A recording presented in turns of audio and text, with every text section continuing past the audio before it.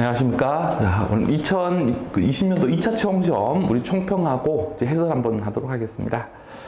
자, 이번 시험 문제는 뭐 한마디로 요약하면 이론 문제가 좀 많았잖아요. 그래서 이제 조금 전체적으로 난이도가 어려웠고요. 그 다음에 일반적인 지문들도 지문의 길이가 길었고, 그 다음에 이제 그 결론은 맞게 돼 있고요. 그 다음에 이제 중간에 그 들어가는 내용을 바꿔갖고 이렇게 함정 지문이 많았습니다. 그래서 지문을 이번에는 읽을 때 처음만 읽고 끝만 읽고 그렇게 우리 일반적으로 풀었던 학생들은 이번에 실수가 상당히 많이 나왔던 시험이에요. 그리고 그걸 해결하기 위해서 이제 전체적으로 다 읽다 보니까 시간이 많이 부족했던 그런 시험이었습니다.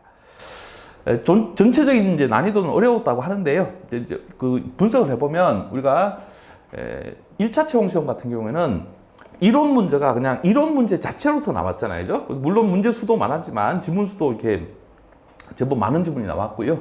근데 이번 시험 지문은 1차 채용 시험에 비해서 지문 수, 이론 지문의 숫자는 오히려 적어요. 근데 이제 학생들은 더 어렵게 느껴지는 이유는 뭐냐면 우리 총론 문제 9문제 중에서 6문제가 다 지금 이론 지문이 한 문제가 들어가 있거나 한 지문이 들어가 있거나 두 지문이 들어가 있거나 아니면 경우에 따라서는 그 지문이 답이 되는 경우도 많았잖아요. 그래서 상당히 여러분들이 좀 어렵게 느껴졌을 겁니다. 그리고 우리가 이제 이론 같은 경우에도 여러분들이 익숙하신 뭐 구성요건 착오라든가 원인에서 자연얘기라든가 이런 것들이 나와줬다면 뭐 또 그나마 좀 괜찮았을 텐데, 자, 이번에는 우리 채용시험에 드디어 나왔잖아요. 우연방이 나왔고요. 뭐 환각범 이런 거요. 그 다음에 잘 안 나오던 뭐 강요된 행위 이런 것들이 지금 시험에 나오면서부터 그 학생들이 조금 더 어려웠던 것 같아요. 체감 난이도가.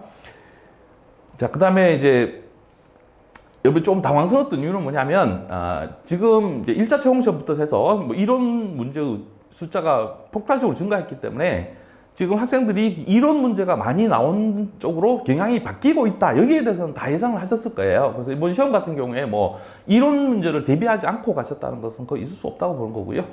근데 문제는 뭐냐면 그 이제 출제 문항 숫자가 이렇게 뭐 6문제까지 이제 이론 지문이 이렇게 집어넣어서 나올 것이다. 이렇게 예상하지 못했을 거 아니에요. 그죠? 우리 뭐 한 2문제, 3문제 정도 이론 문제가 나오지 않을까 그렇게 생각했었는데 그 출제 문항 수가 뭐 너무 많이 나왔고요. 그 다음에 조금 전에 언급해 드렸지만 기존에 계속 출제되는 파트, 뭐 구성요건 착오, 그 다음에 원인에서 자연행위 이런 이제 쪽에서 나온 게 아니고 우리 뭐 처음 이제 이번 시험에 나온 우연방위 이런 것들이 이제 시험에 나오면서 조금 더 어렵게 느껴졌던 것 같아요. 그 다음에 판례 문제 같은 경우에도 이번에 출제위원들은 이제 문제는 상당히 이제 질은 높은 문제를 냈어요. 뭐냐면 단순하게 판례를 암기하고 있냐를 묻는 게 아니고, 자, 이 판례의 논리를 여러분들이 이해하고 있느냐. 그래서 이 사실관계에서 판례의 결론을 도출해가는 과정을 여러분들이 전체적으로 이해하고 있냐 이걸 묻다 보니까 중간에 이제 뭐냐면 결론만 이제 옳은 지문으로 만들어 놓고요. 중간에 내용을 바꾸는 지문들이 상당히 나왔죠. 그래서 여러분들이 조금 어려웠을 거고요. 그 다음에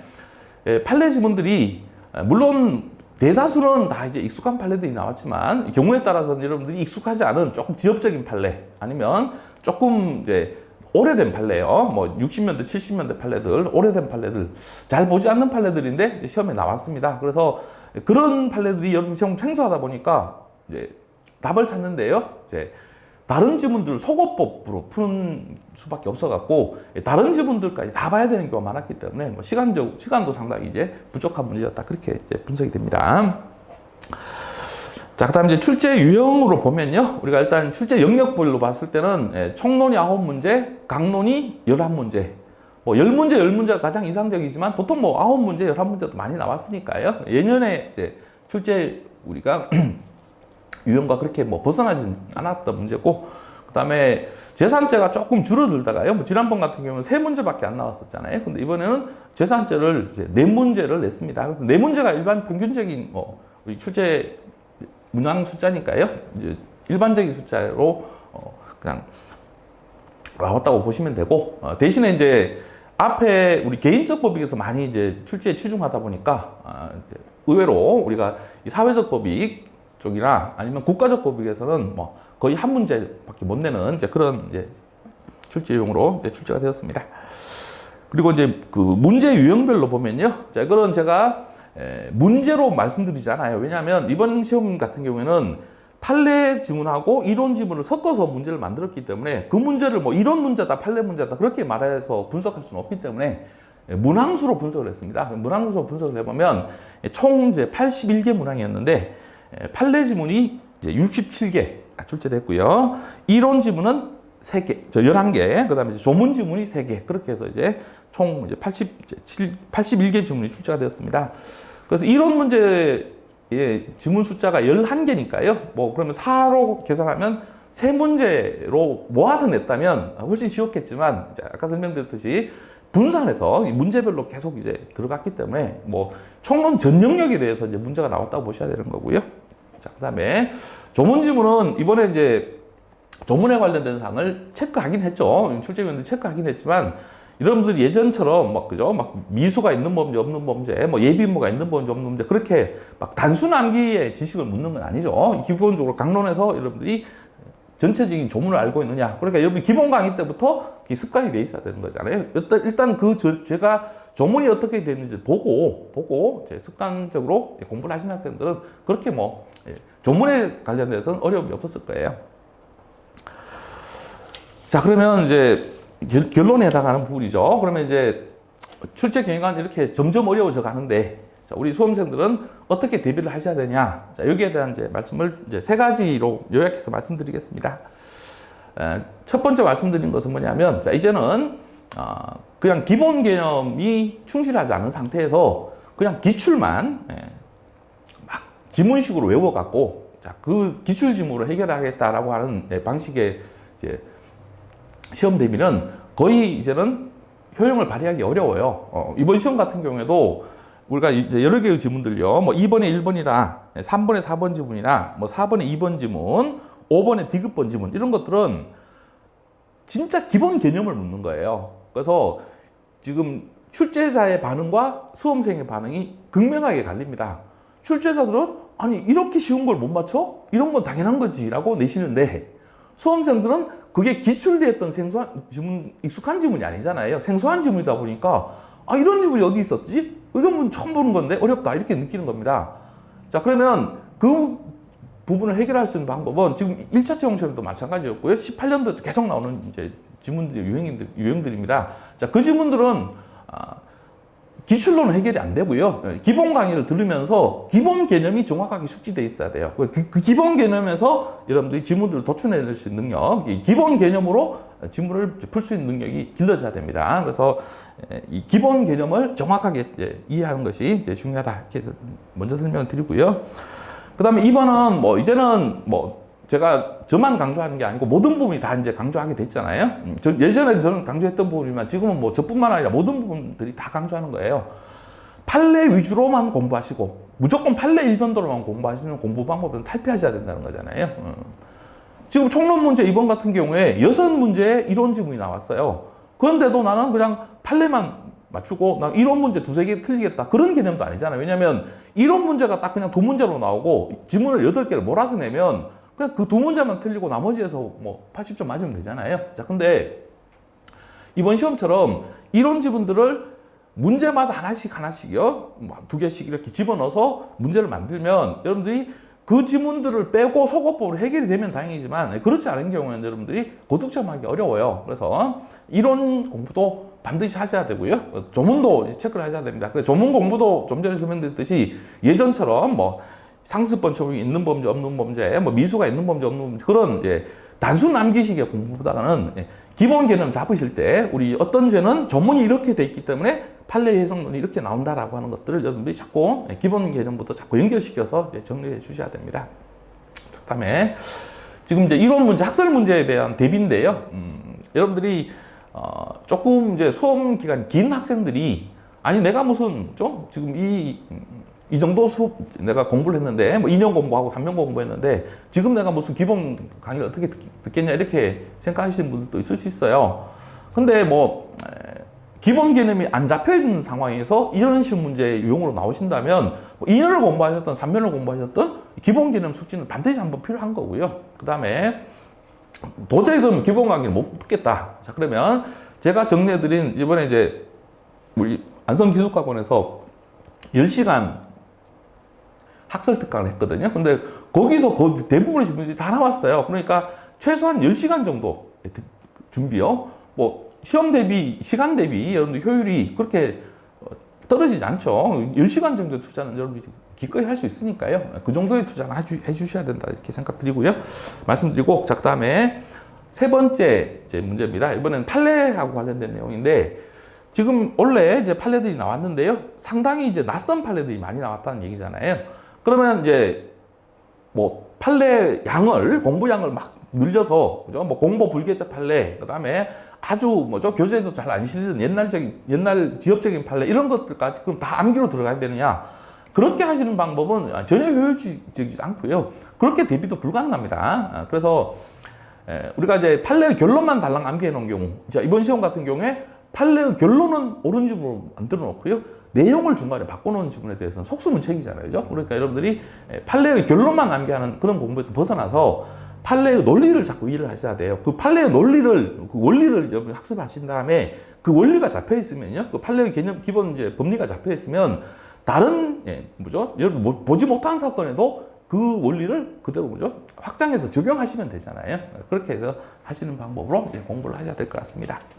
그래서 이번 시험 같은 경우에는 아마 합격설은 뭐 70점대에서 결정되지 않을까, 그렇게 예상이 됩니다. 그래서 조금 절대적인 점수가 좀 낮다고 하더라도 우리 표준 점수로 환산했을 때는 그렇게 나쁜 점수가 나오지는 않을 수도 있으니까요. 자, 여러분들 잘 대비하시고 정리하시면 되겠습니다. 자, 그러면 자, 문제를 한번 개별적으로 좀 보도록 하겠습니다. 자, 먼저 1번 문제입니다. 조형법정주의에 관련된 문제고요. 답은 바로 1번인데요. 자, 이거는 우리가 이제 제가 심화 문제에서도 다뤄드렸고, 그 다음에 우리 학원 동영 모의고사에서 여러 번 출제됐던 지문이 시험에 나온 거네요. 자, 어떤 의미냐면, 지금 성폭력 특례법 13조입니다. 자, 성적 수치심을 일으킬 수 있는 내용의 말, 글, 물건 등을 통신매체를 이용하여 상대방에게 전달하는 행위를 처벌하는 규정이죠. 자, 우리 통신매체 이용 음란죄라는 죄잖아요. 자, 그럼 간단하죠. 자, 통신매체를 이용해서 상대방에게 성적 수치심을 일으킬 수 있는 내용의 말이나 글을 전달해야 되는 거예요. 자, 근데 지금 피고인은 통신매체를 이용하지 않았죠. 그냥 직접 상대방 주거지 출입문에다 끼워 넣은 거예요. 그럼 통신매체를 이용하지 않고 한 거니까 이걸 통신매체 이용 음란죄라고 해서 처벌하는 것은 유추에서 금지 원칙에 반하겠죠. 그래서 이제 우리 학원 모의고사에서는 제가 이 뒷부분을 통신매체를 이용하지 아니한 채, 그죠? 직접 상대방에게 말이나 글을 전달하는 행위라고 표현했었는데, 뭐 조금만 표현만 바꿔서 나온 거고 내용은 같은 내용이죠. 자, 그다음에 2번 지문이네요. 자, 이건 우리 최신 판례할 때도 했네요. 그죠? 우리 최종 마무리할 때도 했던 내용이잖아요. 지금 어떤 내용이냐면 자동차 관리법 처벌 규정에 있는, 자, 지금 허위 제공이라고 하는 것에 단순 누락이 포함됐냐라고 하는 거잖아요. 자, 이제 허위 제공은 제공하면서 허위로 제공하는 것이고, 단순 누락은 누락죠. 빼먹는 거잖아요. 그럼 아예 제공도 하지 않는 거니까 이 단순 누락과 허위 제공은 다른 거죠. 이 허위 제공에다가 단순 누락을 포함시키는 것은 조형법정주의에 위반되는 것이다. 자, 맞고요. 3번 지문이죠. 자, 이거는 뭐 우리 너무 많이 했죠. 우리 채용시험에도 기출이 되었던 지문이고, 심지어는 우리 빈출지문 총정리 최종 마무리할 때까지도 했던 지문이잖아요. 자, 뭐 간단히 보죠. 자, 앞부분은 그냥 생략하시고요. 자, 뒷부분 보시면, 자, 지금 운전면허를 받지 아니하고, 이거는 아예 운전면허를 안 받은 거고요. 자, 뒤에는 운전면허를 받긴 받았는데 그 효력이 정지된 경우에요. 그러면 아예 안 받은, 받지 아니하고 하고 받았으나 효력이 정지된 경우는 별개잖아요. 포함시키는 것은 유추에서 금지를 바란다. 그러니까 당연히 포함되는데 해석할 수 없다. 자, 맞고요. 그 다음에 4번은 뭐 유추에서 금지 원칙이잖아요. 형벌법규는 모넌에 따라 엄격하게 해석 적용해야 되고, 피고인이 불리한 방향으로 지나치게 확장 해석하거나 유추 해석해서는 안 된다. 유추에서 금지 원칙의 가장 기본 지문입니다. 자, 그래서 이거는 뭐 저하고 같이 수업하던 학생들은 아주 쉽게 풀 수 있는 문제였습니다. 자, 2번 문제입니다. 위법성 조각사유에 관련된 설명으로 적절한 것은 이라고 되어 있네요. 그죠? 자, 1번 지문 같은 경우도 여러분들이 거의 못 보신 지문일 거예요. 그죠? 기출 저도 거의 본 적이 없습니다. 그러나 형법의 기본 개념이 갇혀 있는 학생이라면 얼마든지 풀 수 있는 아주 쉬운 지문이잖아요. 자, 지금 형법 252조 1항 촉탁 승낙 살인죄예요. 그럼 사람을 죽일 때는 승낙을 받고 죽여도 죄가 안 되는 게 아니잖아요. 죄가 되긴 되지만 보통 살인죄보다 조금 가벼운 죄가 되는 거예요. 어쨌든 처벌하잖아요. 촉탁승낙 살인죄로 처벌합니다. 자, 그러니까 이 촉탁승낙 살인죄는 피해자의 승낙은 적용이 안 되죠. 처벌한다는 규정이 따로 있기 때문에. 자, 그래서 이제 피해자의 승낙을 배제하는 효과를 그 내용으로 하고 있다. 여기까지 맞습니다.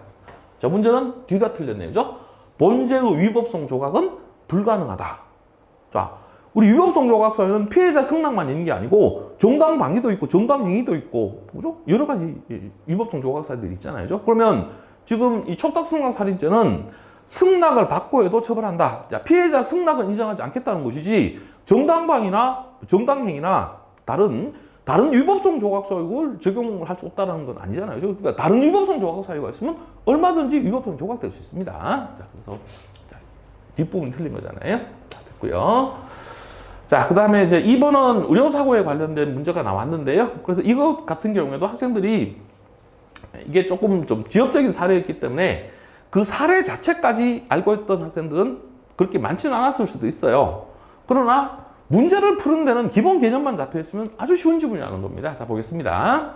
자, 무수혈 인공고관절 수술의 위험성을 충분히 설명받고요. 그 다음에 이 피해자가 진지한 의사결정에 의해서 수혈 거부 의사가 존재해서 무수혈 수술 동의 아래 수술을 진행한 겁니다. 자, 그러니까 자기는 환자 스스로가요, 자기가 결정해서 나는 수혈을 받지 않겠다라고 하고 이제 수술을 받고 있었잖아요. 자, 근데 생명의 위험이 발생할 수 있는 응급 상황이 발생했습니다. 자, 근데 이제 의사가요, 환자가 수혈을 받지 않겠다고 했으니까 그 환자의 자기결정권을 존중해서 수혈하지 않다가 환자가 과다출혈로 사망하겠다. 자, 그럼 이 경우에는 지금 환자는 수혈을 받지 않겠다라고 하는 이제 그 환자의 자기결정권, 환자의 의사가 있고요. 그다음 환자가 지금 생명 위험이 닥쳤다라고 하는 그 환자에 대한 생명권의 문제가 생긴 거잖아요. 자, 이걸 적절히 조화롭게 해석하면 지금 이 사례의 경우에는 환자의 의사죠. 수혈을 받지 않겠다는 의사를 존중해야 되니까요. 자, 이때는 의사는 업무상 과실치사죄의 죄책을 지지 않는다는 게 판례 입장이죠. 자, 그다음에요. 자, 3번입니다. 자, 이게 이제 우리 아까 설명드렸던 이제 우연방해에 관련된 문제가 나왔잖아요. 저하고 같이 공부하시는 분들은 문제풀이 할 때도 제가 표까지 그려서 다 설명을 드렸던 내용이고, 그 다음에 학설 특강 할 때도 설명드렸던 내용이잖아요. 자, 그러면 자, 우연방해에 관련 문제에서요. 자, 위법성의 본질을 결과반가치에서만 구하는 입장. 자, 그러니까 우리 불법이라는 것은 결과반가치만으로 구성된다. 결과반가치 이론론이잖아요. 그 결과반가치 이론론은 객관적 정당화 상황만 있어서 결과반가치만 제거되면 주관적 정당화 요소라고 하는 것은 있을 필요가 없잖아요. 왜냐하면 이 불법에 행위반가치라는 건 없다는 입장이니까. 자, 그럼 행위반가치를 없애주기 위한 방위의사라는 건 필요 없어요. 그러니까 우연방해의 경우에는 방위의사가 없잖아요. 자, 그래도 상관없죠. 위법성이 조각되는 거잖아요. 그래서 이제 무죄설로 연결되는 거잖아요. 결과반가치로는 위법성 인식이 필요 없다. 위법성 인식에 대한 불효설이잖아요. 불효설. 자, 주관적 정당화 요소 불효설. 자, 그 다음에 이 주관적 정당화 요소가 없는 흠결의 경우, 우연방해의 경우는 그래도 위법성이 조각이 된다는 게 판례 입장이잖아요. 그거 체크하시면 되고요. 그 다음에 4번입니다. 자, 이것도 학생들이 자주 보시는 판례는 아니었잖아요. 자, 주식회사 대표이사로서 회사의 계산으로 사전투표와 직접투표를 한 주주들에게 무상으로 20만 원 상당의 상품 교환권을 제공한 겁니다. 그럼 지금 주총에서 주주들이 의결권 행사하는데 그 투표를 해주는 조건으로요, 지금 돈을 돌린 거잖아요. 그럼 20만 원이나 되는 상품권을 돌렸으니까 이걸 사회통념상 허용되는 범위를 넘지 않은 행위다. 이렇게 볼 수는 없죠. 이 정도면 너무 많은 돈을 투표의 대가로 돌린 거잖아요. 그래서 이 경우에는 정당해로 인정할 수 없다는 게 판례 입장입니다. 자, 그래서 이제 4번도 틀린 지문이죠. 그럼 이번 문제 같은 경우에는 자, 이렇게 이제 생각하시면 되겠잖아요. 자, 우연방위를 공부했던 학생은 이 우연방위 지문이 너무나 쉬운 지문이어서 바로 그냥 답 체크가 되는 거예요. 근데 우연방위는 안 나올 거야. 제꼈잖아요. 그럼 판례에서 지금 속어법으로 푸실 수밖에 없는데 2번 지문이나 그죠? 4번 지문 이런 것, 이 판례들을 알고 있었던 학생들이라면 그나마 속어법으로 그죠? 답이 지금 1번, 2번, 4번은 아니니까 3번이다 이렇게 찾을 수 있지만 그마저도 쉽지 않았잖아요. 2번 판례, 4번 판례 다 알고 있는 학생들이 그렇게 많지는 않았을 거니까. 그래서 이런 경우 같은 경우에는 우연방위를 공부했던 학생은 진짜 쉬운 문제가 되는 거고요. 우연방위를 전혀 공부하지 않은 학생한테는 이 문제는 어려운 문제가 되는 겁니다. 자, 그 다음에 3번입니다. 3번은, 자, 지금 답지문은 이제 쉬운 지문인데요. 자, 이게 이제 여러분들이 교재에 따라서는 뭐 이 사례가 이제 실려 있느냐, 안 실려 있느냐, 그것 때문에 이제 문제가 되는데, 이거는 이제 과실범을 설명하는 가장 기본 판례입니다. 그런데 이게 시험에 잘 안 나오다 보니까 이 부분이 이제 시험에 기본 교재 안 실려 있는 판례들도 많아요. 자, 어떤 내용이냐면 가장 우리 과실범 기본 판례 리딩 케이스입니다. 좀 오래된 판례지만 어떤 내용이냐면 피고인이 술 취한 친구를 방에 데려다 눕혀요. 자, 방바닥에다가 그 친구가 자고 있는데 옆에다가요 촛불을 켜둡니다. 자, 그리고 촛불 켜둔 채 나온 거예요. 자, 잠자던 친구가 뒤척이다가 그 촛불을 건드리면서 불이 나갔고요. 그 친구가 이제 죽은 거예요. 그럼 이 피고인의 과실이 있느냐? 과실이 있죠. 왜냐하면 술 취한 사람이 잠을 자고 있는데 바로 옆에다가 촛불을 켜두면 사람이 뒤척이다 보면 그 촛불을 건드릴 수도 있다. 그래서 불이 날 수도 있다. 얼마든지 예견이 되잖아요. 그러면 불이 날 수도 있다는 걸 예상했으면 그대로 둬야 돼. 그 결과를 회피해야 돼요. 그 결과가 발생하지 않도록 회피를 해야 되잖아요. 자, 그러니까 촛불을 끄고 나오든가 아니면 그 자고 있는 사람이 건드리지 못하게 해요. 뭐 책상 위라든가 우리 잠자는 사람이 뒤척였을 때 닿지 않는 곳에다가 촛불을 켜두고 나와야 되는 거잖아요. 그러면 결과 예견 의무가 있는데 그 결과를 예견하지도 못했고, 그 다음에 결과 회피 의무가 있는데 그 결과 회피하지도 못했으니까 당연히 과실이 인정이 되는 거잖아요. 그래서 일단 과실치사죄에 성립하는 겁니다. 자, 그래서 이 판례를 몰라도 다른 지문들이 쉬운 지문이잖아요. 자, 2번 지문이 뭐죠? 우리가 자동차 대 자동차 사고에서 신뢰 원칙이 적용이 되는 우리 사례들을 정리했잖아요. 그 중에 하나잖아요. 바로 육교 및 무단횡단. 자, 육교 밑에 차도를 주행하는 자동차 운전자로서는 이 사람이요, 피해자가 그 육교를 두고 차도로 뛰어들 것이다까지 이제 예상하기는 어렵다라고 한 거잖아요. 그래서 육교 밑에서 이제 무단횡단 사고 났을 때 신뢰 원칙이 적용된다라고 해서 기본적으로 보셨던 판례입니다. 그고요. 자, 그 다음에 3번입니다. 자, 3번 같은 경우에 학생들은 이 사건 나 모르는 사건인데? 라고 생각하실 수도 있습니다. 왜냐면 이 사건 내용이 길게 나와 있잖아요. 근데 뭐냐면 이 출제자의 의도는 여러분들이 이 사건의 결론을 알고 있냐 이걸 묻는 게 의도가 아니에요. 자, 뭐라고 돼 있어요? 의사에게 업무상 과실로 인한 형사책임을 지우기 위해서는 의사의 설명 의무 위반과 환자의 사망 사이에 상당 인과관계가 존재해야 된다. 자, 의사의 과실과 피해자가 사망하는 것 사이에 인과관계가 있어야 된다는 거잖아요. 과실범위 성립하기 위해서는 인과관계가 있어야 된다는 거고, 요거는 우리 채용시험에 최근에도 나왔던 지문이기 때문에 저하고 같이 공부하신 분들은 뭐죠? 빈출 지문 정정이에요. 최종 마무리할 때 그때도 했던 지문이에요. 아주 쉬운 지문이죠. 그래서 앞에 이 사례는요, 아무 내용이 상관없는 겁니다. 결론을 묻는 게 아니기 때문에 이 사건에서 어떤 결론이 나왔냐가 중요한 게 아니고, 이 의료사고에서 의사의 과실과 피해자 사망 사이 의사에게 이제 업무상 과실 책임을 지우기 위해서는 의사의 설명을 위한 과실과 환자의 사망 사이에 인과관계가 존재해야 된다는 거죠. 그래서 이건 뭐 봉침 사건에서 똑같은 내용이 판시됐고, 이 판례의 판시 내용은 수십 개가 있으니까요. 자, 그렇게 체크하시면 되고요. 자, 3번이네요. 자, 이런 지문들 같은 경우도 가장 기본 지문이잖아요. 근데 학생들은 익숙한 지문은 아니에요. 그러니까 이제 이게 어렵게 생각할 수 있는데 쉬운 얘기잖아요. 자, 우리가 현재 통설은 불법은 두 가지로 구성됐다. 결과 반가치 50%, 행위 반가치 50%. 자, 이것 때문에 이제 범죄가 발생하는 거예요. 그럼 과실범의 경우는 피고인이 주의의무 위반을 했다, 실수를 했다라고 하는 행위가 나쁘다라는 행위 반가치, 그죠?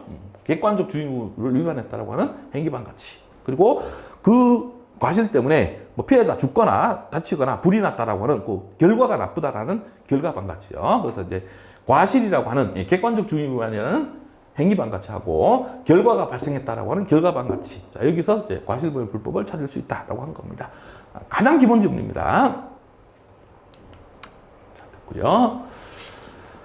자, 그 다음에 4번 문제입니다. 책임에 관련된 책임론을 냈는데요. 자, 이번에도 우리는 뭐 책임 능력이나 익숙한 법률의 착오와 이런 게 나오질 않고요. 뭐 여러분 잘 경험하지 못했던 지문인데 나온 거잖아요. 자, 일단은 뭐 여러분들이 사례를 보고 이거는 현재 부당한 침해가 없는데 현재 부당한 침해가 있다고 착각한 오상방이다 라고 확인하셔도 되고, 저하고 같이 공부하시는 분들 뭐죠? 법효과 제한적 책임설이라고 하는 학설이니까 이거는 위전착 학설이잖아요. 오상방이 학설이잖아요. 오상방이 나온 거다. 뒤만 보면 되잖아요. 자, 그럼 법효과 제한적 책임설에 따르면, 자, 지금 행위자는 이제 어떤 죄가 되냐라고 한 거잖아요. 자, 우리 법효과 제한적 책임설은 구성요건적 고의는 인정되긴 되지만 책임고의가 조각되기 때문에 과실범 성립 여부가 문제된다. 과실이 있으면 과실범, 과실이 없으면 무죄가 되는 거잖아요. 그러면 자, 과실이 회피 가능하였을 경우, 자, 실수하는 것을 피고인이 피할 수 있었다. 피할 수 있는 실수니까 하지 않아도 상관없는 실수를 한 거니까 과실이 인정된다는 얘기잖아요. 과실이 회피 가능했다는 얘기는 과실이 있다는 얘기예요. 자, 그러면 과실이 있으면 과실범으로 가야 되잖아요. 자, 그러면 지금 피고인 오상방위를 하면서 피해자를 폭행했네요. 그죠? 그럼 폭행에 대한 과실범이 되잖아요. 과실폭행죄가 되는 거잖아요. 근데 과실폭행죄는 형법에 처벌 규정이 없잖아요. 자, 그래서 무죄가 되는 거죠. 행위자는 무죄가 되는 겁니다. 만약에 과실이 회피할 수 없었던 경우, 회피 불가능했던 경우는, 과실이 없는 경우는 당연히 무죄가 될 거고요. 자, 그러면 지금 1번 질문 같은 경우는 여러분들이 지금 두 가지가 연결이 돼야 되잖아요. 일단 위전착의 학설 내용이요. 법효과 제한적 책임설의 학설 내용을 알고 있어야 되고, 자, 그 다음에 결론적으로 이제 과실폭행죄가 되는데, 이 과실폭행죄 처벌준이 없다라고 하는 조문내 내용까지도 여러분들이 다 정리가 돼 있어야만 풀 수 있는 질문이 되는 거잖아요. 자, 일단은 1번은 이제 옳은 질문이고요. 자, 2번입니다. 이게 답지문이에요. 근데 이거 보셨던 학생들은, 기출 문제로 보셨던 학생들은 거의 없을 거예요. 근데 이게 답지문이었잖아요. 근데 저하고 같이 공부하셨던 학생들은 제가 수업 시간에 강요된 얘기 설명드릴 때 맨날 설명드린 예가 바로 이 예잖아요. 그죠? 이 예로 제가 설명드렸기 때문에 저하고 기본 수업 했던 학생들이 쉬웠을 거예요. 자, 우리가 이제 강요된 행위는 강요하는 사람이, 강요자가 강요받는 사람, 피강요자에게 폭력이나 협박을 가해야 되잖아요. 자, 근데 그 폭력은 상대적 폭력만 의미하지 절대적 폭력은 제외된다. 이렇게 공부했잖아요. 자, 이 절대적 폭력이 뭐예요? 제가 어떤 사람의 손을 직접 끌어와서 바로 다른 사람들을 때리는 거예요.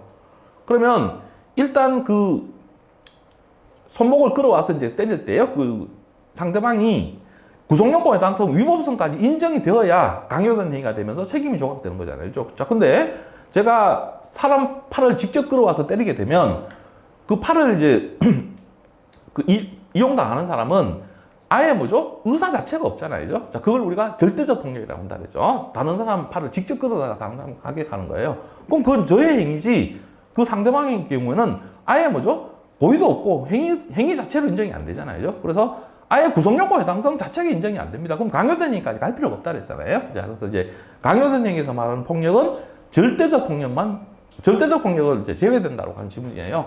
그래서 우리 그 지문은 여러분들이 뭐 제가 문제집 600제에서도 다루었었고 여러 번 다루었었는데, 자, 그게 사례로 나왔을 뿐입니다. 그럼 절대적 폭력은 제외된다는 것이 어떤 개념인지만 알고 있는 학생은 쉬운 지문이었죠. 자, 그 다음에 3번과 4번은 가장 기본적인 판례들이잖아요. 자, 3번은 뭐냐면 우리가 종업원에게 월급을 안 주면 처벌하는 게 근로기준법 위반죄인데, 사용자가 돈이 있는데 월급을 줄 수 있는데도 뭐 안 주는 건 당연히 처벌해야 되겠지만, 그죠? 자금 사정이 어려워서 도저히 임금을 지급할 수 없어서 못 준 거예요. 그죠? 그럼 그때는 당연히 뭐 기대 가능성이 없어서 책임이 조각된다는 거죠. 그 다음에 4번은 이제 대학교 3학년생 34명이 나이트클럽 입장할 때 이 나이트클럽 주인이요, 대학교 3학년이나 됐는데 거기 혹시 미성년자가 있을지도 모른다라고 예상해서 모든 학생의 신분을 일일이 다 조사할 수는 없다는 거죠. 그 중에 몇 명만 확인하고 들여보냈다면 책임이 조각된다는 게 판례 입장이죠. 그래서 뭐 요거는 기본적으로 쉽게 나왔던 3번, 4번은 아주 쉬운 지문들이었죠. 자, 그 다음에요. 자, 5번입니다. 이제 이번 시험에는 유일하게 한 문제 전체가 이론적으로 나온 것은 이제 5번 문제 하나밖에 없어요. 근데 이게 이제 개수형이기 때문에, 그죠? 이게 조합형이어도 그나마 좀 나았을 텐데, 이 개수형이기 때문에 좀 여러분들이 좀 애로가 있었을 것 같은데요. 근데 내용은 뭐 그렇게 어렵진 않았습니다. 자, 1번이네요. 그죠? 자, 1번은 뭐냐면, 이게 우리 웅덩이 질치사 사건, 개괄적 고의 사건을 묻는 것이라는 것만 알고 있으면 진짜 쉬운 지문이고요. 문제는 이게 뭘 묻는지 이제 논점 파악이 안 되는 학생에게는 어려운 지문이었겠죠. 자, 보겠습니다. 행위자가 행위에 의하여 이미 의도한 결과가 발생했다고 믿었으나 실제로는 연속된 제2행위에서 그 결과가 발생된 사안 이렇게 돼 있잖아요. 이게 바로 웅덩이 질서 사건이잖아요. 자, 행위자가 상대방을 죽이겠다고 돌로 가격하잖아요. 행위자는 그 일행이 돌로 찍은 행위 때문에 이미 결과가 발생했다. 피해자가 사망했다라고 믿었어요. 그래서 시체를 숨기기 위해서 웅덩이에 묻었는데 그 연속된 제2행위, 웅덩이에 묻는 행위 때문에죠. 결과가 발생했잖아요. 질식사 해버린 거잖아요. 바로 웅덩이 질식사 사건 얘기예요.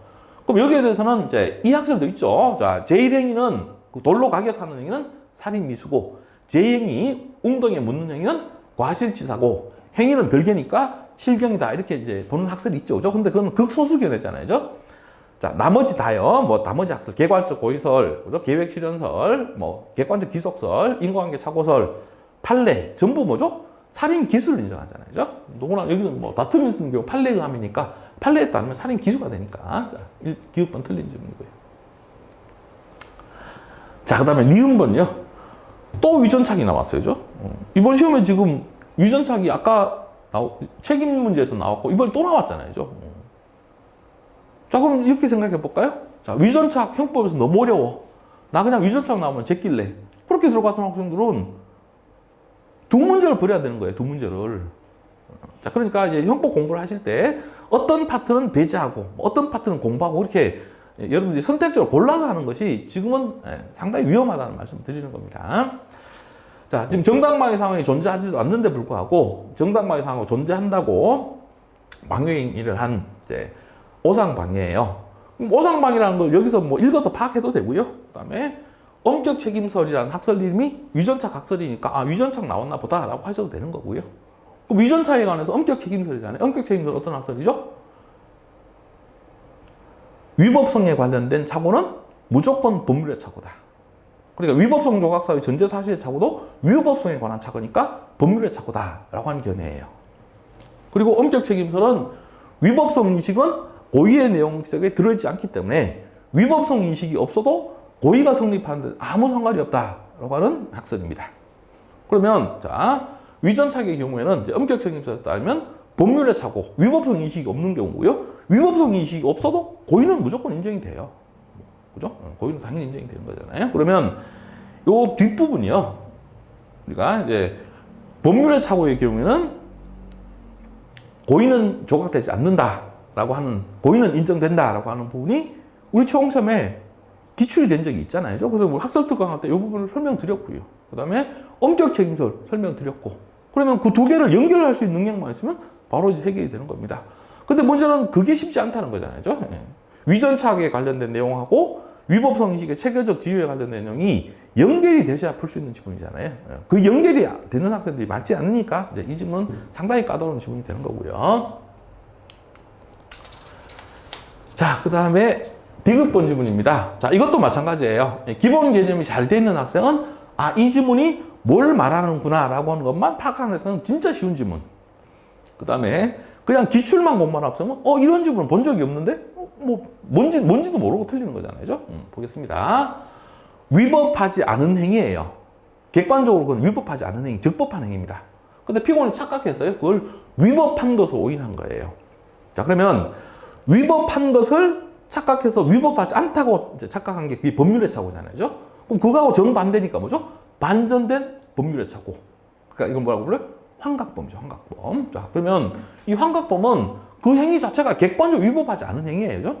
예를 들면 이제 동성애가 위법하지 않은데 피고는 그걸 동성애를 해도 위법이라고 착각한 경우잖아요. 동성애 자체에 대한 처벌 규정 자체가 없기 때문에 당연히 처벌하지 않습니다. 환각범은 처벌하지 않습니다. 그래서 저하고 같이 공부하던 학생들은 기본 강의 때도 했고, 그 다음에 이도 학술 특강 할 때 제가 착오 유형 5가지 설명드려서 그 유형별로 다 설명드렸고요. 이 지문도 학술 특강에서 해드렸고, 그 다음에 이번에 최종 마무리할 때 이론 조문 총정리할 때도 요 환각범 지문이 2개나 있었잖아요. 그래서 같이 공부하셨던 학생들은 그렇게 이제 어렵지는 않았습니다. 자, 그 다음에 리을만 쉽고요. 자, 뭐 여러분 잘 아시는 이제 구성요건 착오가 나왔잖아요. 추상적 사실 착오 중에서 객체적 착오 및 방법의 착오예요.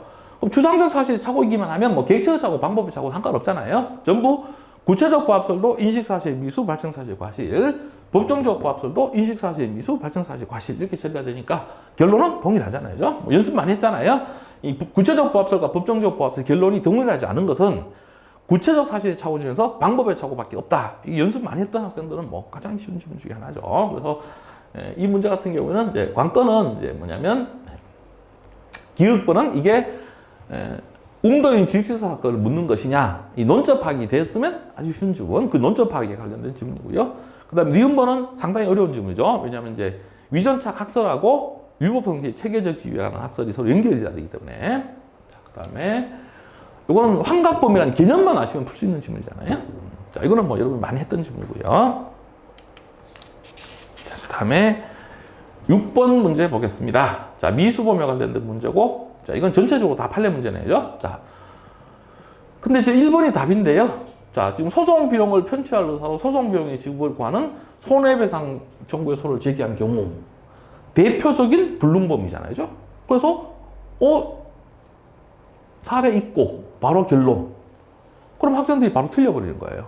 자, 중간을 바꿔놨네요. 자, 지금 이게 이제 위험성이 있으면 불능미수, 위험성이 없으면 불능범이잖아요. 자, 근데 우리가 행위자 인식을 기초로 일반인의 입장에서 이제 위험성을 판단해 봤더니 위험성이 인정이 된대요, 지문에. 그 위험성이 인정되면 불능범이에요, 불능미수예요? 불능미수잖아요. 근데 이게 불능범이라고 했으니까 틀린 질문이 되는 거잖아요. 이게 불능범이라는 얘기는 뭐죠? 위험성이 없는 경우죠. 위험성 인정이 안 되는 경우예요. 결과 발생은 불가능하고 맞고요. 그럼 이거는 지금 출제자의 의도는 뭐냐? 이게 여러분들이 불능범이냐 불능미수냐라고 하는 결론만 아는 게 중요한 게 아니고 지금 불능미수하고 불능범을 구별할 수 있는 개념을 묻는 거잖아요. 결과 발생은 불가능한데 위험성이 인정이 돼요. 그럼 불능미수가 돼야 되는데 이건 불능범이라고 하는 질문이니까 틀린 질문이 되는 거잖아요. 그래서 이 결론을 알고 있느냐는 상관이 없어요. 기본적인 개념만 아시면 되는 겁니다. 자, 2번요. 뭐 말고도 앓도록 했고 가장 쉬운 질문이에요. 그죠? 자, 뭐냐면 결과적 가중범은 기본 범죄가 미수에 그쳤다고 하더라도 중환 결과 발생해버리면 결과적 가중범 기수가 된다. 그러니까 위험한 물건인 전자충격기를 사용해서 강간을 하다가 특수강간을 하다가 특수강간은 미수에 그쳤지만 상해가 발생해버렸어요. 그럼 특수강간 치상죄는 기수가 되는 거죠. 이거는 뭐 저하고 했던 학생들은 지겹도록요. 너무 많이 했죠. 자, 됐고요. 자, 3번입니다. 자, 쉽네요. 자, 절도적 실행의 착수는 타인의 사실상의 지배를 침해하는데 밀접한 행위를 개시한 때, 그 밀접한 행위가 바로 뭐냐면 훔친 물건을 뒤지는 거잖아요. 물색 행위가 시작이 돼야 되죠. 자, 그럼 야간이 아닌 주간에 절도의 목적으로 타인의 주거에 침입했다고 하더라도 아직 절취할 물건의 물색 행위를 시작하기 전이에요. 물색이 시작돼야 실행이 착수인데 그 물색 행위를 시작하기 전이라면 실행이 착수한 것을 볼 수 없다. 맞고요. 자, 4번은 중지미수하고 장애미수의 구별인데, 자, 이거 겁이 나서 그만둔 경우잖아요. 뭐 가장 쉬운 질문이잖아요. 자, 그러면 겁이 나서 그만둔 것도, 공포심 때문에 그만두는 것도 범죄 수행에 장애가 되는 사정이 있기 때문에요. 장애미수라는 게 판례 입장이죠. 중지미수에 하지 않는다. 맞습니다. 자, 7번 문제입니다. 자, 7번 문제는, 자, 1번 지문인데요. 자, 이거 여러분 다 알고 계신 사례였죠. 그죠? 뭐냐면, 이 가불병 세 사람이, 자, 여러 명이 같이 모의를 하자. 강간을 하자. 사전 모의를 했잖아요. 자, 그래서 피해자를 야산으로 유인한 다음에 서로 암묵적 합의에 따라 자, 각자 마음에 드는 피해자들을 데리고 불과 100m 이내 거리에 있는 곳을 흩어져서 이제 각각 강간을 한 거예요. 그러면 우리 형법에는 없지만 성폭력 특별법에는 있다 그랬고 이건 우리 기본서에도 제가 기본 강의할 때부터 계속 다뤄드렸던 판례잖아요. 그러면 합동강간이요. 2인 이상이 합동하여 강간하면 특수강간이 되는 거예요. 그럼 이 합동강간이 되느냐 이걸 묻는 거잖아요. 합동강간이 뭐예요? 시간적, 정서적 합동. 그게 합동이잖아요. 그래서 2명 이상이 같은 시간에 같은 장소에서 같이 강간하면 그게 합동강간이에요. 그러면 100m 정도 떨어진 야산. 그러면 그 야산이라고 하는 같은 현장에서 같이 이제 강간한 거잖아요. 그래서 이제 같은 시간에 같은 장소에서 같이 강간한 거 맞으니까 특수강간죄가 성립한다고 하는 겁니다. 자, 이건 2번은 뭐 너무 쉬워서, 그죠? 워낙 많이 나오던 쪽이죠. 자, 피고인이 직접 소송을 제기한 게 아니고, 증거가 조작된 사실을 인식하지 못하는 제3자예요. 고의가 없는 그 제3자를 이용해서 소송사기죄를 범하는 거잖아요. 간접정범 형태의 소송사기죄 성립한다. 자, 맞고요. 자, 3번입니다. 자, 이거는요, 지문 자체로는 어려운 지문이에요. 근데 개념은 어려운 개념이 아니잖아요. 자, 지금 간접정범의 피이용자가 갑을 을로 오인해서 살해했을 경우 이렇게 돼 있잖아요.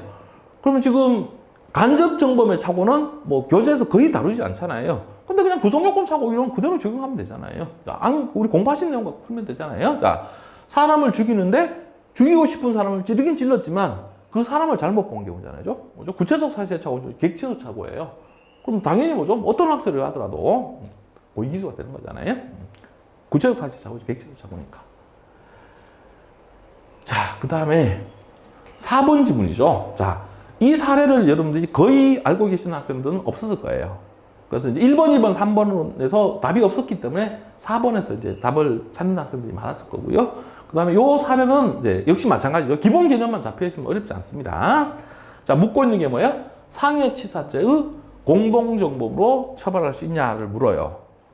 그럼 우리 빈출지문 청정리까지도 했던, 계속 마루가 닳도록 했던 거예요. 자, 상해치사죄란 결과적 가중 공동정범은 일단 기본 범죄, 폭행 기타 신체 침해 행위는 고의가 있어야 되니까 서로 같이 하겠다는 고의의 공동이 필요하잖아요. 그죠? 근데 결과를 공동할 의사까지는 필요 없다라고 공부했던 내용이잖아요. 그죠? 그러면 지금 갑과 을이 상해치사죄 공동정범이 되기 위해서는 뭐 피해자가 사망한다는 데 대해서 고의의 공동이 있을 필요는 없지만 최소한 어디까지는요? 폭행 기타 신체 침해를 한다. 상해를 가한다는 데 대한 고의의 공동이 있어야 돼요. 근데 지문을 읽어보시면요. 갑이 피해자를 밀쳐서 피해자가 바닥에 뒷머리를 부딪히게 하고 그냥 떠났어요. 근데 이에 뒤따르던 을이요. 그걸 보고 또 피해자를 또다시 가격한 거예요. 그럼 지금 갑은 피해자를 가격하고 가버리고 뒤에 따르던 을이 또 가격한 거잖아요. 그럼 갑과 을 사이에 최소한 뭐죠? 상해를 같이 하겠다라고 하는 고의의 공동은 있어야 되잖아요. 근데 갑과 을이 같이 상해를 하자고 한 적이 없잖아요. 의사일락이 없잖아요. 그럼 이때는 공동정범이 성립할 수가 없는 거죠. 그 다음 8번입니다. 죄수 문제인데 이건 저하고 같이 공부하는 학생들 거의 뭐 우리 마지막 빈출지문 총정리만 제대로 했어도 거의 다 나왔잖아요. 자, 기억본이 뭐냐? 이거네요. 자, 이건 빈출지문 총정리 그대로 있는 거잖아요. 자, 현금카드를 강취했어요. 뭐 당연히 강도죄. 자, 문제는 그 강취한 현금카드를 이용해서 현금주에게 현금을 인출합니다. 자, 그러면 강취한 카드나 절취한 카드를 갖고 현금 인출하는 게 뭐죠? 절도죄잖아요. 그럼 절도죄가 별도로 성립한다. 맞고요. 자, 니은번입니다. 자, 이거는 최신 판례할 때 정리했죠, 그죠? 자, 지금 보이스피싱의 범인이에요, 범인. 그럼 자, 보이스피싱의 범인이니까 일단 보이스피싱 한 것은 사기고요. 문제는 그 현금 인출하는 것은 어차피 피해자는 동일하고 그 현금 인출한다고 해서 피해자에게 뭐 추가적인 손해가 발생한 것도 아니니까 자, 이건 별도의 횡령죄가 성립하지는 않는다라고 하는 게 판례 입장이었죠. 이건 뭐 최근에 우리 채용시험에 18년도에도 기출되었던 지문이니까 자, 틀린 지문 쉽게 찾을 수 있을 거고요. 자, 디귿번입니다. 저하고 같이 공부했던 사람 공부 열심히 했잖아요. 자, 위험운전 치사상은 사람을 죽거나 다치게 하는 부분이니까 사고낸 행위에 대한 죄. 음주운전은 운전한 행위에 대한 죄. 그럼 사고낸 행위하고 운전한 행위가 완전히 별개잖아요. 그죠? 자, 그러니까 실체적 기합이다. 자, 맞고요. 자, 그 다음에 리을번이네요. 자, 신용카드를 절취한 후에 이를 사용한 경우 신용카드 부정 사용 행위는 절도범행의 불가벌적 사후행위에 해당한다. 틀렸네요. 그죠? 자, 신용카드 훔쳤으니까 절도죄. 그 다음에 그 훔친 신용카드를 갖고 뭐 물건을 사면서 카드를 긁어요. 그러면 절도죄의 보호법익하고 신용카드 부정사용죄 보호법익이 완전히 다르잖아요. 그죠? 자, 그 다음 훔친 행위하고 그 훔친 카드를 긁는 것도 행위가 완전히 다르고요. 자, 그러니까 이건 실체적 기합이 된다는 거잖아요. 그래서 이것도 뭐 기출지문 또 여러 번 나왔었고, 자, 저하고 같이 뭐 여러 번 다뤘던 지문입니다. 자, 됐고요. 자, 이제 총론 마지막 문제, 이제 형벌론 문제입니다. 1번 지문이죠. 이거는 뭐 1차 채용시험에도 나왔던 지문이니까요. 뭐 당연히 최신 판례도 했고요. 자, 지금 형사사건 외국법원이 기소돼서 무죄 판결을 받은 사람이잖아요. 자, 그럼 그 미결구금 당한 것은 실제로 형이 확정된 상태에서 형이 집행된 게 아니기 때문에 자, 이것은 외부에서 형의 전부돈 일부가 집행된 사람이 해야 한다 볼 수 없고, 자, 그럼 미결구금 기간은 형법 7조에서 산입 대상이 될 수 없다. 판례 입장이었죠. 자, 2번도 쉽잖아요. 자, 피고인이 처음에는 부인하다가 나중에요. 자, 범행을 자백한 거잖아요. 그러면 최초의 범행을 부인했기 때문에 자, 그건 자수 효력 인정이 안 되고요. 사후에 이제 조사받으면서 자백한 건 자백이지 뭐 자수라고 할 수 없다는 거죠. 이것도 우리 뭐 빈출지문 총정리까지도 했던 적이잖아요. 자, 그다음 3번입니다. 이것도 마찬가지죠. 기본 개념만 알고 있으면 되는 거잖아요. 자, 법관은 양형을 함에 있어서 법정형에서 형의 가중감면을 거쳐서 형성된 처단형의 범위 내에서 양형의 조건을 참작해서 선고형을 정해야 된다. 자, 기본 개념이잖아요. 자, 법에 써져 있는 형, 조문에 써져 있는 형, 그걸 법정형. 자, 피고인의 가중감경 사유가 있으면 그 가중감경을 한 것이 처단형. 그 처단형의 범위 안에서 판사가 구체적으로 얼마를 때릴지 정하는 것. 그게 뭐죠? 선고형. 그래서 이제 법정형에서 가중감경에서 처단형이 나오고 그 처단형의 범위 안에서 이제 선고형을 정해야 된다. 뭐 기본 개념이죠. 자, 4번이네요. 자, 이거는 우리 마지막 이론 조문 총정리할 때 또 했던 거네요. 자, 지금 장량감경이라는 것은 이제 법률상 감경 사유는 없지만 법원이 이제 죄질을 고려해서 정상 참작의 여지가 있을 때 재량으로 하는 감경이고, 뭐 장량감경의 개념이고요. 자, 이제 포인트는 이거네요. 법률상 감경 사유가 있을 때는 항상 장량감경이 우선해야 된다라고 했는데, 자, 우리 두 문제까지 외웠었잖아요. 각, 특, 루, 법, 경, 작. 법률상 감경은 네 번째. 장량감경은 마지막 하는 거니까요. 장량감경이 우선해야 된다면 틀린 거죠. 장량감경이 무조건 마지막에 하는 거잖아요. 그래서 이거는 빈출지문 총정리할 때도 했던 지문이고, 자, 다 공부했던 내용입니다. 자, 그 다음에 강론 문제인데 10번 문제입니다.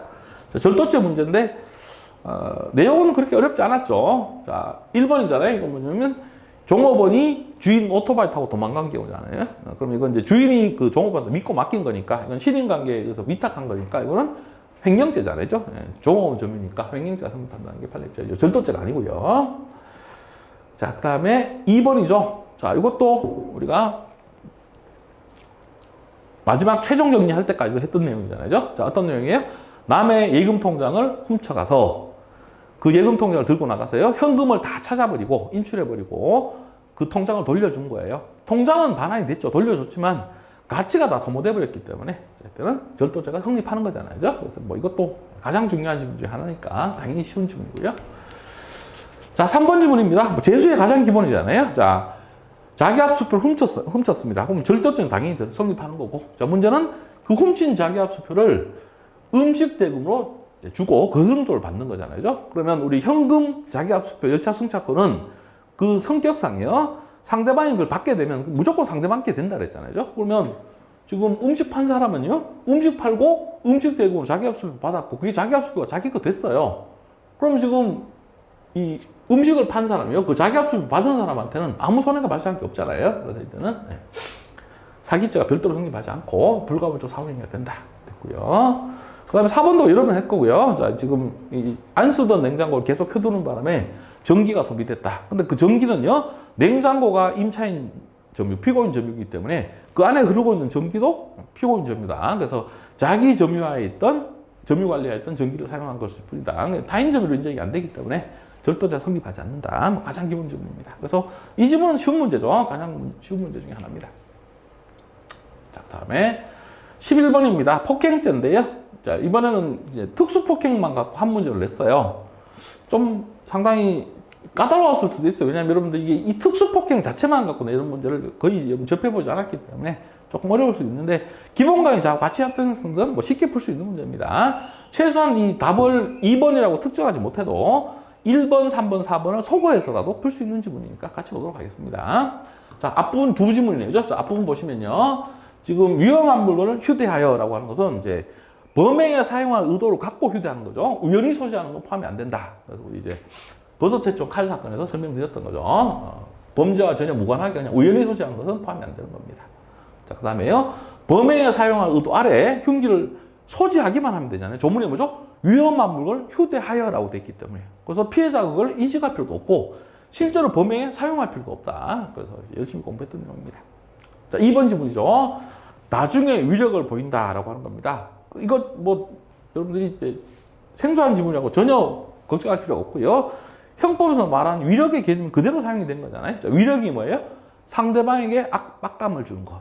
어려운 말로 상대방의 자유의사를 제압하는 것 말합니다. 자, 그러면 자, 위력이라고 하는 것을 이제 보인다. 여러분 그 상대방한테 보여주는 거잖아요. 상대방 인식시키는 걸 말하고, 상대방의 의사가 현실적으로 대합될 것을 요하지는 않죠. 그리고 뭐 협박도 마찬가지고요. 위력도 마찬가지고, 정도만 상대방을 제압할 정도만 되면 되죠. 협박도 상대방이 공포심 느낄 정도만 되면 되고 실제로 상대방이 겁을 먹을 필요 없고 위력도 현실적으로 제압될 필요까지는 없어요. 여기까지는 좋습니다. 문제는 상대방의 의사를 제압할 만한 세력을 인식시킨 정도에 이르지 않아도 족하다. 이게 틀려내죠. 위력의 정도는 돼야 되잖아요. 그러니까 위력이라는 게 상대방의 의사를 제압하는 거, 상대방이 압박을 주는 거니까 상대방의 의사를 제압할 만한 세력을 인식시킬 정도는 돼야 되죠.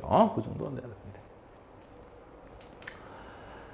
자, 됐고요. 3번이죠. 자, 이건 우리 최종 마무리 최신 판례할 때 공부했던 거죠. 자, 지금 피고인이 단수 폭행, 존속 폭행을 상수로 섞어서 했어요. 그럼 그 중에 존속 폭행이 더 세니까요. 자, 형이 더 중한 상습 존속 폭행죄로 처벌해야 된다. 자, 맞고요.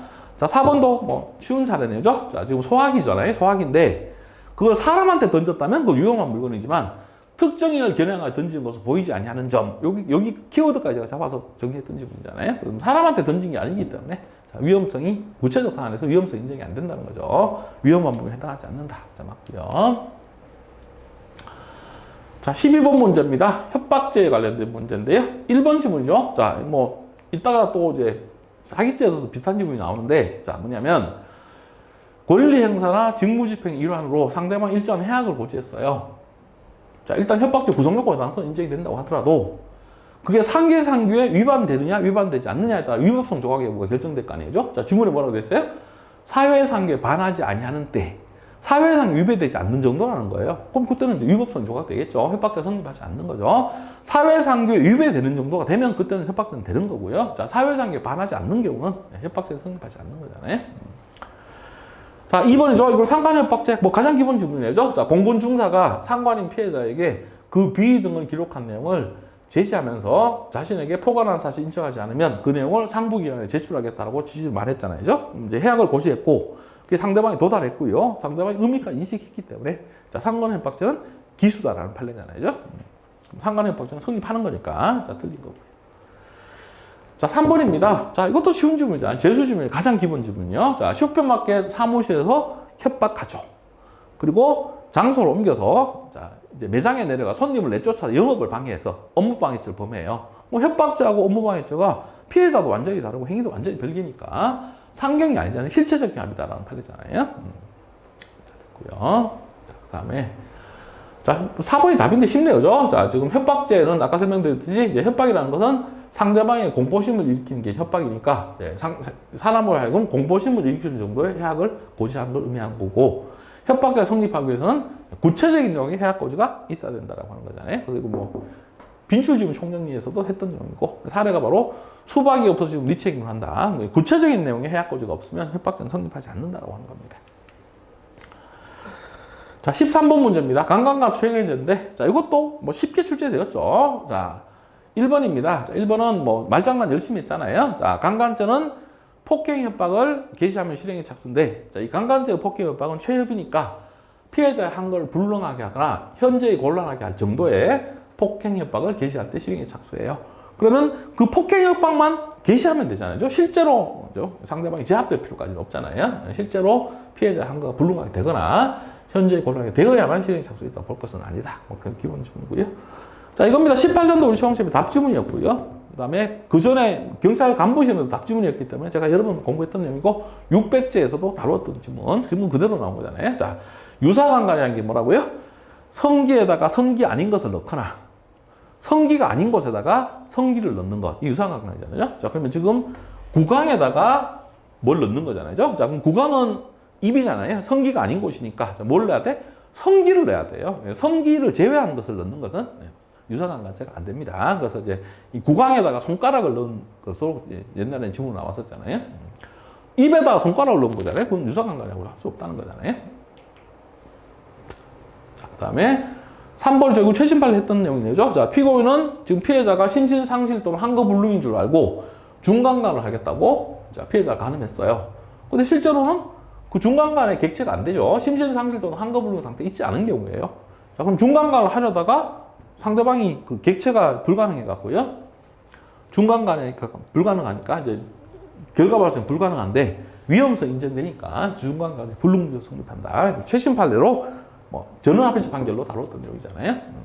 4번 이것도 우리가 최신 판례 할 때 제가 무지하게 강조했던 지문이죠. 자, 우리 강간죄에서 폭행 협박과 간음 사이에 인과관계가 있어야 되죠. 자, 근데 이 폭행 협박이 반드시 간음 행위보다 선행돼야 될 필요는 없다는 거죠. 학자들은 간음 행위보다 폭행 협박이 선행돼야 된다고 보지만 대법원은 이 폭행 협박이 반드시 간음 행위보다 선행될 필요는 없다는 게 대법원 입장이었잖아요. 자, 그 다음에 14번 문제입니다. 명예훼손죄 문제인데 이것도 뭐 기본적으로 쉬운 지문들이었습니다. 박스형이어서 조금 까다로울 수는 있지만, 자, 뭐 1번은 이제 판례 형식을 띈 조문 문제죠. 자, 310조는 307조 1항에 대해서만 적용이 되고 다른 조문은 적용이 안 되잖아요. 허위사실 적시한 명예훼손죄는 300조 1항이 아니고 302항이잖아요. 300조 2항은 310조가 적용될 여지가 없다. 자, 맞고요. 자, 니은번이죠. 자, 지금 명예훼손죄가 성립하기 위해서는 피해자가 특정이 돼야 되는데, 자, 그럼 피고인이 피해자의 성명을 명시해야 되느냐? 그럴 필요 없다는 거잖아요. 성명을 명시하지 않아도 말을 듣는 사람이 그게 누구의 명예를 훼손하는 말인지 알아차릴 수가 있으면 명예훼손죄는 성립하는 것이다. 뭐 기본 강의부터 계속 강조했던 판례고요. 그 다음에 디귿번 지문입니다. 자, 이거는 이제 조금 이게 개수형이었기 때문에 상당히 까다로울 수 있는 게 이것 때문에 그래요. 왜냐면 이걸 못 본 학생들이 상당히 많았을 것 같아요. 자, 근데 제 기본 교재 공익성이 부정된 경우 맨 밑에, 그죠? 심화 교재도 그대로 실려있는 판례잖아요. 지금 피고인이 주장하는 목적은 뭐죠? 정당한 목적이죠. 학교 운영의 공공성, 뭐 투명성의 보장을 요구해서 학교가 합리적으로 정상적으로 운영되게 할 목적으로 이 피고인의 주장이에요. 근데 문제는 뭐냐면 이 공익성과 비방할 목적은 정반대잖아요. 그러면 지금 그들의 주소지까지 명시해서 명예를 훼손하잖아요. 몇 동 몇 호에 사는 누구누구까지 명시해서 명예를 훼손하는 거니까 이거는 비방하는 목적이라고 보는 거잖아요. 그럼 비방하는 목적이면 공익성은 인정이 되지 않는다는 게 판례 입장이죠. 자, 리을번은 최신 판례로 열심히 공부했던 내용이요. 뭐 우리 대표적인 사례가 그죠? 나이 처먹은 게 무슨 자랑이냐? 뭐 이따위로 일할래.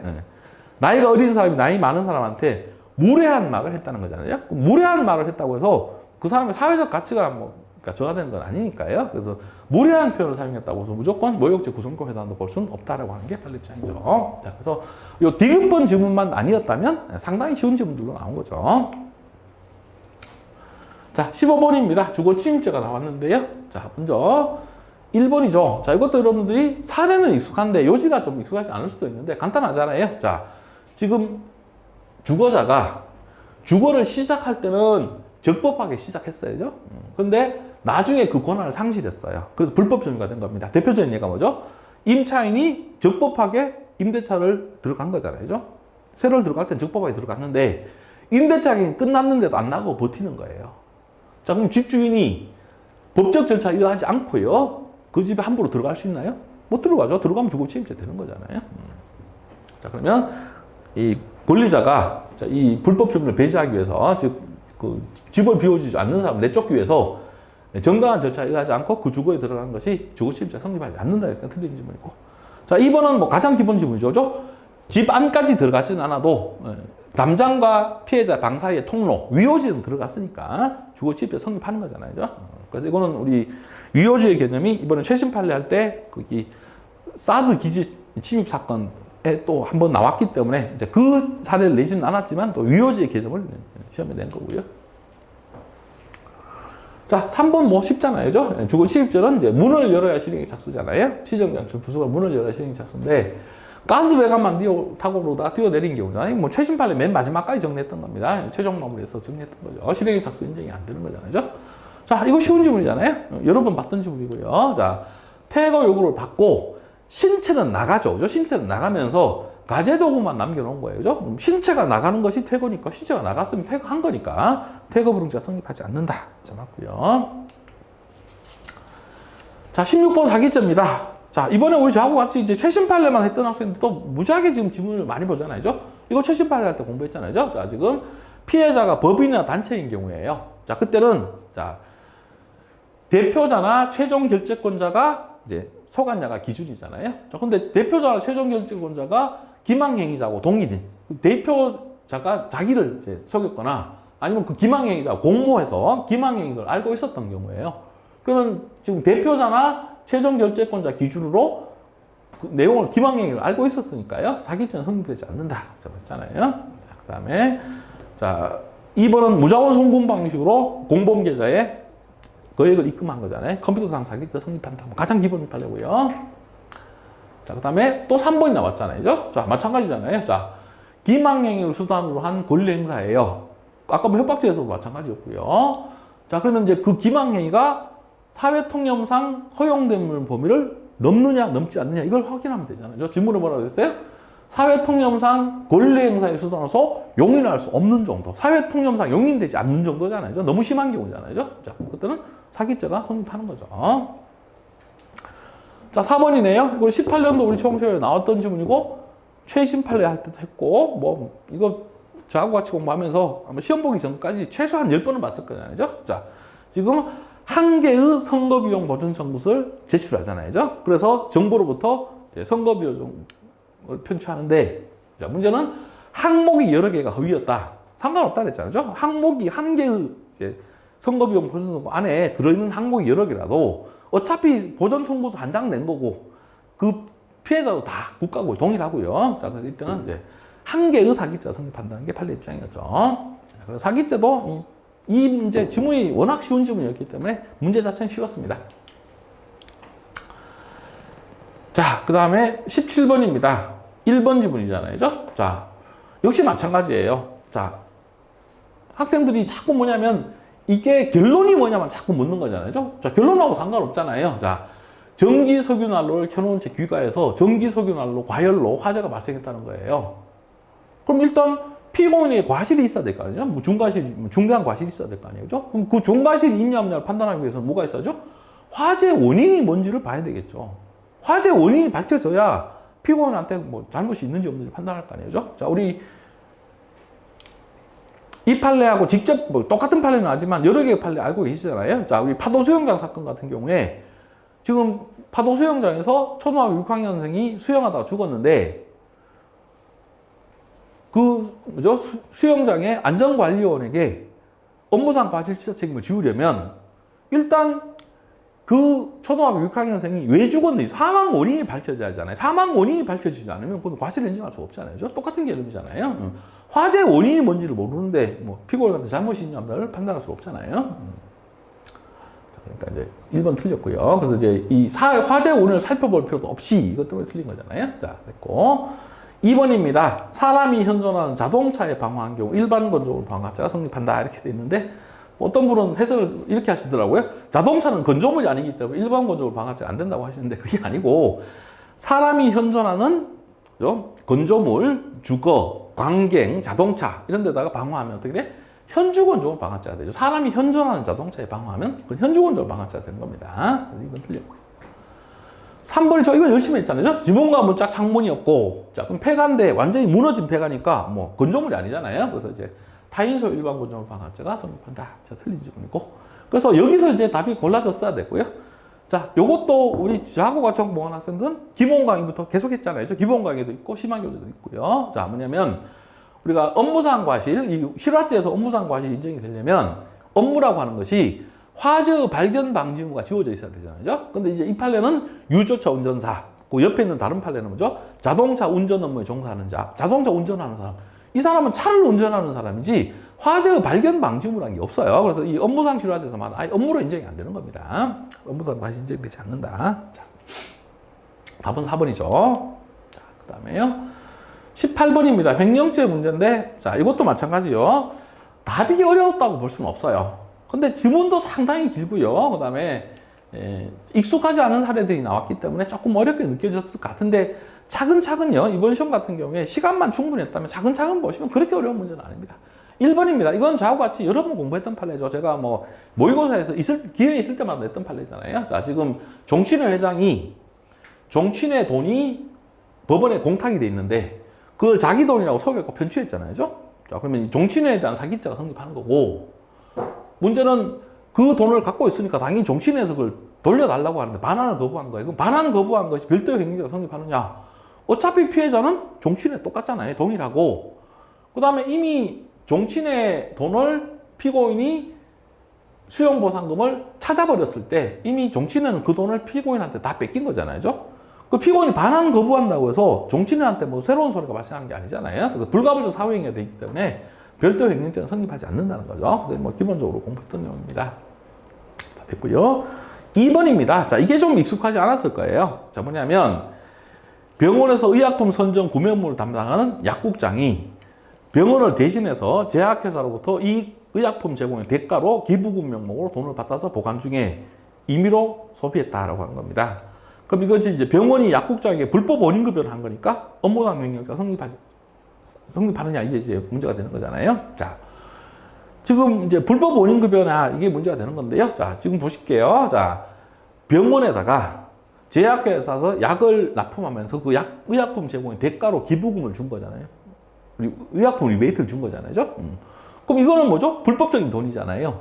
근데 문제는 그 병원이 그걸 받아서 병원이 받는 건 불법 원인급여예요. 근데 그걸 약국장한테 맡겨놓은 거잖아요. 그럼 병원이 약국장한테 맡길 때는 아무런 불법 원인이 없잖아요. 그냥 병원 돈을 약국장한테 맡긴 거니까. 불법 원인급여가 아니에요. 그러면 이제 이 약국장이 자기가 보관하고 있던 돈을 써버리면 이 업무상 횡령죄가 성립하는 거잖아요. 됐고요. 자, 3번이 답지문인데요. 자, 저하고 같이 공부했던 학생들은 쉽잖아요. 진짜 쉬운 지문이에요. 자, 실제로 보시면요. 자, 신탁자가 매매계약의 당사자가 되어 나왔네요. 그죠? 그러니까 뭐죠? 신탁자가 매매계약 체결한 거니까 뭐죠? 3자간 명의신탁이잖아요. 자, 일단 뭐 3자간 명의신탁이라는 거 몰라도 최소한 뭐죠? 지금 2자간 명의신탁만 아니라는 것만 알아도 되잖아요. 그죠? 그러면 3자간 명의신탁에서 수탁자 처분은 아예 횡령죄가 안 돼요. 그러면 지금 이 수탁자가 임의 처분을 하고 나머지를 반환급했다. 그러면 앞에 임의 처분한 것이 횡령죄가 아예 안 되잖아요. 자, 근데 이미 성립한 횡령죄에 대한 불가벌적 사후행위다. 자, 뒤에 것이 불가벌적 사후행위냐를 따질 필요도 없잖아요. 3자간 명의신탁에서 수탁자 처분한 건 횡령죄다라는 지문이니까 당연히 틀린 지문이잖아요. 쉬운 지문입니다. 자, 됐고요. 자, 이거는 저하고 같이 공부했던 학생들 기본 과정부터 계속 공부했잖아요. 자, 지금 다른 사람의 재물을 보관하는 사람이 그 보관하고 있던 재물을 담보 제공, 처분해요. 그죠? 자, 근데 그 처분이 유효하면 당연히 횡령죄가 되는 거고, 그 무효면 무조건 횡령죄가 안 되느냐? 아니라 그랬죠. 자, 지금처럼 사법상 무효죠. 사법상 담보 제공이 무효. 자, 이거는 상대적 무효예요. 유효가 될 가능성이 있기 때문에 위험성이 있잖아요. 횡령죄가 성립하는 거고, 강행 규정 위반으로서 무효, 절대적 무효일 때, 그건 절대 무조건 무효니까. 자, 그때는 유효가 될 위험성이 아예 없으니까. 자, 그때는 횡령죄 안 된다. 그렇게 필기까지 다 해서 정리했던 내용입니다. 자, 됐고요. 자, 그 다음에 19번 문제입니다. 자, 19번 문제는 자, 이제 OS 조합형이었기 때문에요. 그리고 이제 이 지문들이 그렇게 어려운 지문들이 아니었기 때문에 의외로 이거는 이제 쉬운 지문이었어요. 자, 1번입니다. 이거 기억번요. 자, 요거는 우리 600제도 실려있죠. 자, 이거는 뭐 제가 지문 만든 지문도 아니고요. 이거 뭐냐면 경찰 승진시험에 나왔던 지문이에요. 자, 볼게요. 자, 피고인이 명의는 자기 명의로 등록돼 있지만 갑에게 증여했어요. 그럼 주인은 갑이잖아요. 등록만 피고인으로 돼 있고 명의신탁이잖아요. 자, 더구나요. 자, 뒤에 뭐냐면 서로 불거하면서 재산 분할 내지 위자료 명목으로 갑이 소유하기로 하였다. 누구 소유? 갑 소유다라고 나와 있잖아요. 자, 그러면 피고인이 그 차를 함부로 운전해 가면 소유도 자기 소유가 아니고 타인 소유잖아요. 갑 소유니까. 그 다음에 타고 다니기도 갑이 타고 다니니까 갑점이고. 그럼 타인 소유, 타인점이니까 당연히 뭐죠? 절도죄죠. 뭐 등록 명인이 피고인으로 돼 있다 상관없잖아요. 됐고요. 그 다음에 이제 이음보는 뭐냐? 자, 절도 범인이 절도의 기회에 폭행을 가하면 체포 면탈하려고 폭행을 가하면 그게 중강도고. 자, 그 중강도도 강도 중에 하나니까 그때 상해를 가하면 강도상해죄 되는 거잖아요. 자, 그러면 절도의 기회라고 한 것이 이제 확인하면 되잖아요. 자, 일단 절도범이 체포는 되었지만 신병하고 확실하지 않은 상태. 강도의 기회, 절도의 기회 다 인정이 되는 거잖아요. 체포는 되었지만 아직 신병하고 확실하지 않은 상태. 자, 그럼 절도범이 절도의 기회에 체포를 면하기 위해서 폭행을 가했으니까 중강도고. 자, 그 과정에 상해를 가했으니까 강도상해죄까지 성립하는 거죠. 맞고요. 자, 그 다음에 디귿번, 리을번. 자, 이게 문제였잖아요. 디귿번도 여러분들이 잘 못 본 판례였을 거고, 리을번도 잘 못 본 판례였을 건데, 자, 리을번은 쉽고요. 디귿번도 여러분이 천천히 생각만 해보시면 어려운 건 아니잖아요. 자, 지금 피고인이 부동산에 대해서 이제 다른 사람 갚하고요. 신탁 금지 약정. 나는 신탁을 하지 않겠다라고 이제 서로 약속을 한 거잖아요. 자, 그걸 은행에 알리지 않고 부동산을 이제 은행에다 담보 신탁하고 대출을 받은 거예요. 그러면 이 신탁 금지 약정을 갚하고 피고인이 체결했다고 하더라도 명의 신탁은 제3자에 대한 관계에서는 상관없잖아요. 자, 그러니까 뭐죠? 이 은행이 대출해 주면서 그 담보 신탁을 받으면 뭐죠? 은행이 그 담보권을 취득하는 거예요. 그러면 피고인이 거짓말해도 돈 빌려준 은행에 아무 손해가 없잖아요. 손해가 발생할 여지가 없잖아요. 왜냐하면 그 담보가 은행 담보로 유효하게 인정이 되니까. 자, 그럼 거짓말을 했다고 하더라도 거래의 목적을 달성하는데 아무 지장이 없어요. 자, 그럼 그때는 사기죄는 안 되는 거잖아요. 됐고요. 그럼 1번입니다. 쉽잖아요. 자, 지금 피고인이 B회사를 상대로 소송을 제기하는데 지금 보시니까 어떤 내용이에요? 자, 지금 허위 내용의 이제 증거 자료를 제출한 거잖아요. 그죠? 그럼 이제 법원을 속이기 위해서 허위 증거를 제출해서 소송을 제기했잖아요. 그죠? 제기했다. 자, 이겼으면 어떻게 돼요? 승소 판결 확정됐으면 기수. 자, 근데 소송을 취하해버렸네요. 그죠? 이겼어요? 못 이겼어요? 못 이겼잖아요. 그죠? 그럼 사기죄는 어떻게 돼? 미수죄. 쉽잖아요. 자, 법원을 속이겠다는 소송사의 고의로 실행에 착수했잖아요. 허위 증거를 제출해서 실행에 착수했어요. 근데 이기지를 못했으니까, 승소 판결을 받지를 못했으니까 미수가 되는 거잖아요. 자, 그 다음에 미음번입니다. 이건 최신 판례 할 때 나왔네요. 그죠? 지금 이 판례가 이번 시험에 2개나 나왔잖아요. 앞에 정리했던 거예요. 자, 지금 어떤 내용이냐면 갑과 을이 공모해서 간병으로 체결된 예금 계좌의 적분 매체를 보이스피싱 조기원 병에게 양도했어요. 자, 그럼 병이 이제 보이스피싱의 정범인이죠. 범인이고요.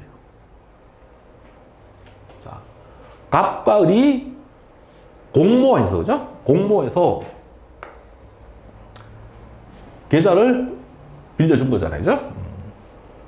그럼 갑과 을은 공모했으니까 뭐죠? 얘들은 공범이잖아요. 갑과 을은. 보이스피싱 공범이요. 자, 그럼 이제 보이스피싱의 공범이 그 계좌에 입금된 돈을 찾은 거예요. 그럼 우리 최신 판례 정리할 때 OX 지문을 다 했었잖아요. 자, 이 경우에는 공범이니까요. 자, 공범이니까 뭐 당연히 이제 피해자든 횡령죄는 안 될 거고. 자, 문제는 병에 대한 횡령죄가 되느냐는 거예요. 범인에 대한 횡령죄가 되느냐. 자, 이 입금된 돈은 뭐죠? 피해자 돈이지 범인 돈이 아니잖아요. 그래서 범인에 대한 횡령죄도 당연히 안 되는 거죠. 자, 그래서 미음번은 네.